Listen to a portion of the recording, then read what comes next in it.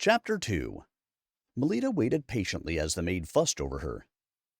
You must be so happy. Getting married again is such a blessing.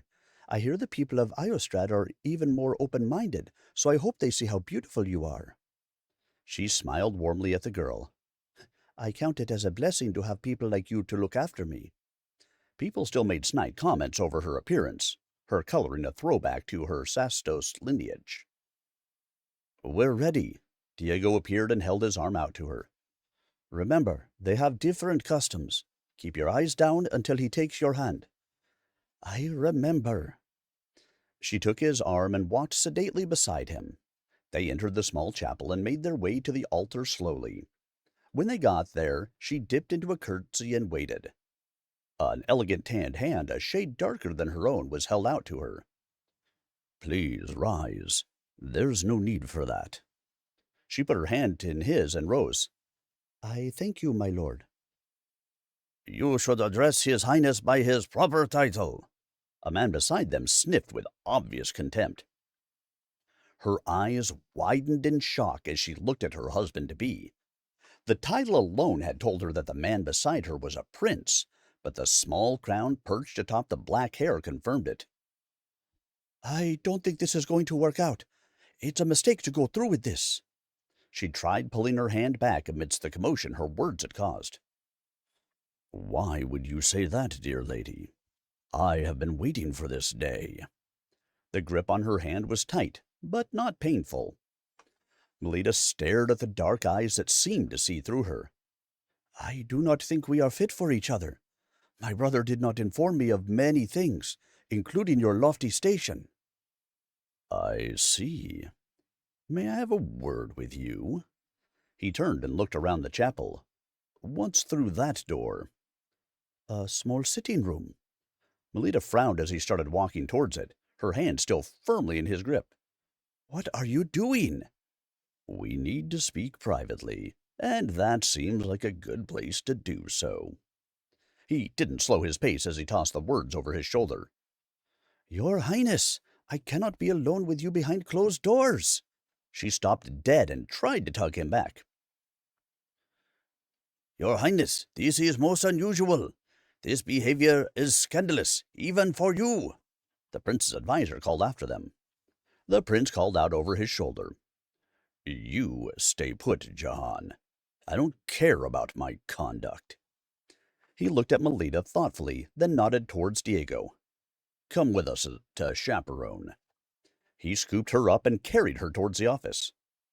Stop! You'll be forced to marry me if you keep going like this. Melita struggled, then realized how much it would hurt if he dropped her on the cold stone floor, so she stilled her movements. That would be helpful. Maybe I shouldn't ask for a chaperone after all, so I can take advantage of your custom. The handsome man smiled at her. However, I would not want to start this marriage off without your full cooperation. You will have her cooperation. What is this about, Your Highness?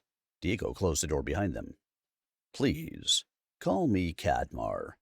After all, we will be family by the end of the day. Cadmar's hair fell over his eyes as his smile got wider. Excuse me. For that, you'd need me to say yes, and so far, I'm not convinced to do so. She glared at both of them. I sincerely hope I can change your mind about that. Marrying you is important to me. Cadmar gave her a small smile. I can assure you, it will be beneficial to you as well. I'm not worried about benefits to myself. I'm more concerned about the repercussions for you. Melita's words echoed in the small space, and she realized she had raised her voice. She composed herself so she wouldn't be heard by anyone trying to listen in, then tried to reason with her groom.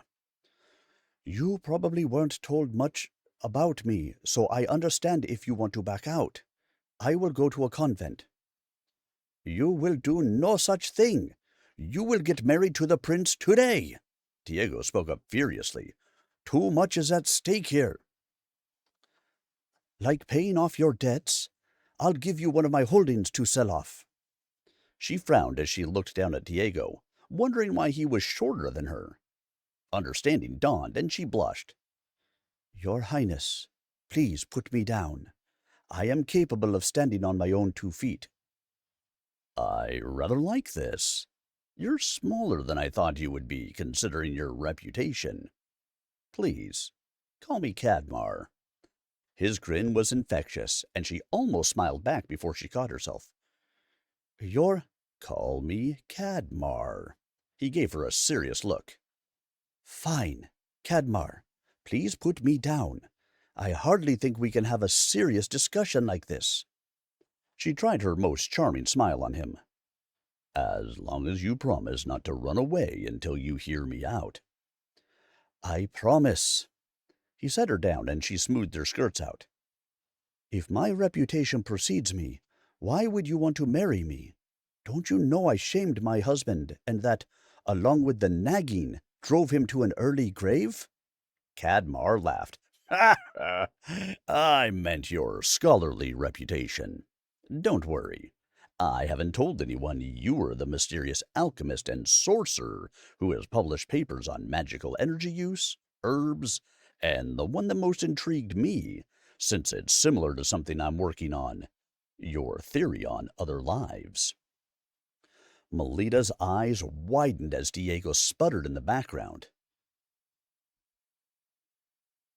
Now, I heard the rumors of you shaming your husband, but I believe there's more to it than that.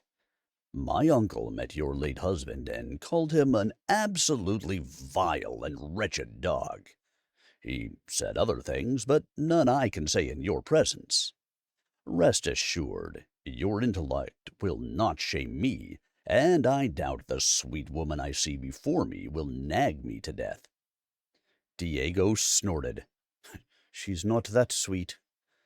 He held up his hands when they both looked at him. Be that as it may, the rumors have painted her in an ill light, and it is her late husband that was to blame for their troubles. So I gathered from my intelligence efforts. My lady, what are your objections to going through with this marriage? Cadmar smiled at her kindly.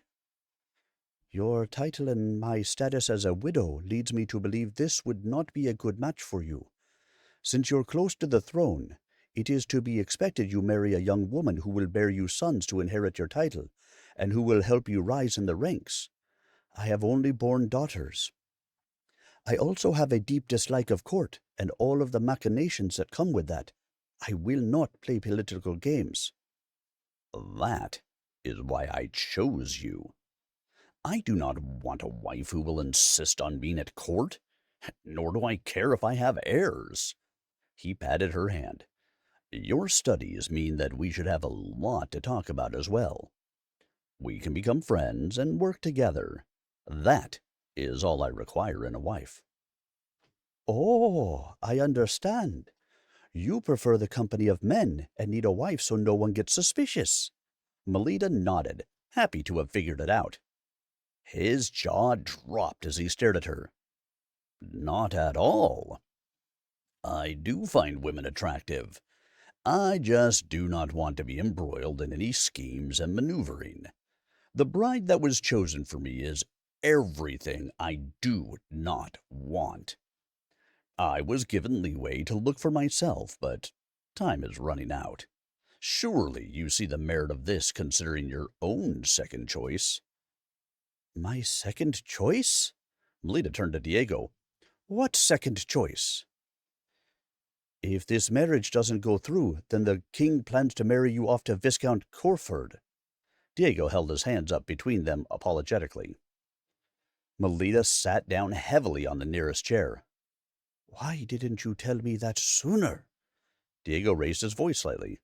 I didn't think you'd be so foolish as to deny a great match.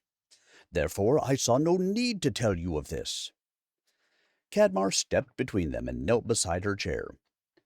I assume from your sudden paleness that you've heard of Corford's proclivities. I have. She took a deep breath and beckoned him closer to whisper in his ear.